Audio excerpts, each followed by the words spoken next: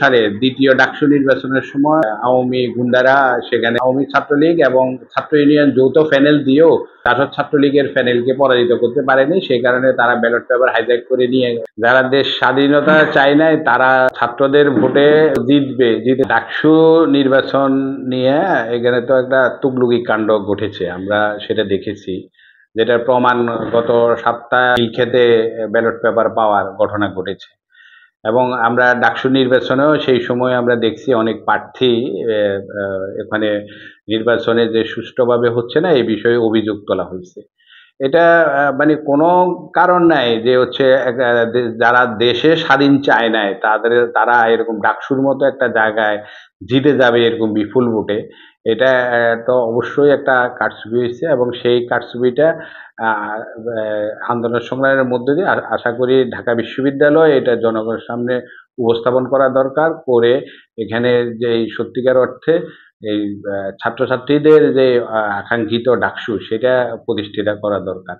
সেই সংগ্রামটা আসলে হলো এখন আমরা আশা করি সেই সংগ্রামটাও গড়ে তুলতে হবে। ডাকসু নির্বাচনে তো পরিবর্তন হয় নাই। ডাকসু নির্বাচনে যেটা হয়েছে, যারা আমরা আগে যেটা বলছি যে যারা দেশ স্বাধীনতা চায় নাই তারা ছাত্রদের ভোটে বিপুল ভোটে হলো জিতে যাবে এরকম কোনো পরিস্থিতি ঢাকা বিশ্ববিদ্যালয়ে প্রতিষ্ঠিত হয়নি।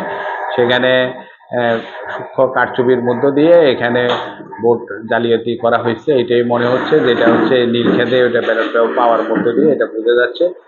ওইটা এই ঢাকা বিশ্ববিদ্যালয়ের ইতিহাসে স্বাধীনের পরে যেই কয়টি নির্বাচন, বিশেষ করে স্বাধীনের পরে ৭৩ সালে দ্বিতীয় ডাকসু নির্বাচনের সময় এই আওয়ামী গুন্ডারা সেখানে আওয়ামী ছাত্রলীগ এবং ছাত্র ইউনিয়ন যৌথ প্যানেল দিয়েও জাসদ ছাত্রলীগের প্যানেলকে পরাজিত করতে পারেনি। সেই কারণে তারা ব্যালট পেপার হাইজ্যাক করে নিয়ে যাওয়া হয়েছিল। সেই সময় ডাকসুর নির্বাচিত হয়েছেন সকলের কথাবার্তা আমরা জানি যে আফম মাহবুলক, কিন্তু সেই দিন সে ব্যালট পেপার হাইজ্যাক করে আফম মাহবুলককে ডাকসুতে বিপি পদে ঘোষণা করা হয় নাই।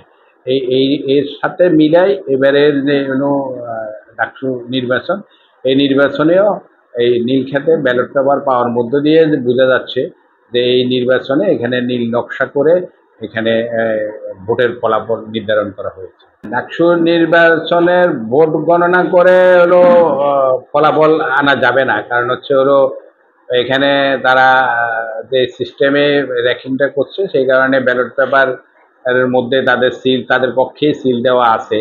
সেই কারণে হলো যদি সম্ভব হয় তাহলে হলো পুনর্নির্বাচনে করা দরকার। পুনর্নির্বাচন করে ডাকসুতে ফলাফলটা দেখা দরকার এবং সেই ক্ষেত্রে এই মৌলবাদী সাম্প্রদায়িক গোষ্ঠী ৭১-এর স্বাধীনতা বিরোধী তারা কোনোভাবেই জিতার সম্ভাবনা নাই বলে আমি মনে করি।